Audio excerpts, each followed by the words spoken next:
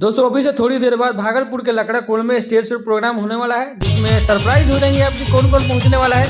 तो खेसारी लाल यादव पहुंचने वाला है और साथ में टुनटुन यादव भी पहुंचने वाले हैं। तो स्टेज शो प्रोग्राम धाकड़ होने वाला है। सुनिए टुनटुन यादव ने क्या कुछ कहा है।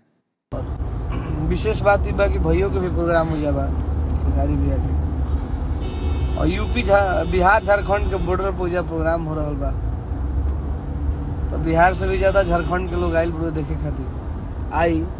बहुत सारा फोन आ रहा बा कि कब से प्रोग्राम स्टार्ट हुई। तो प्रोग्राम हुए 8-9 बजे से स्टार्ट हुई। जैसा कि आप लोगों ने सुना है कि टुनटुन यादव ने बोला कि 9 बजे से प्रोग्राम शुरू होगा, 8 से 9 के बीच में। तो स्टेज शो में 9 बज ही जाता है, लेट सेट होगा ही। और वहाँ पे हम लोगों का एक आदमी भी पहुंचा है जो बहुत सारा वीडियो क्लिप रिकॉर्ड कर करके भेजेगा।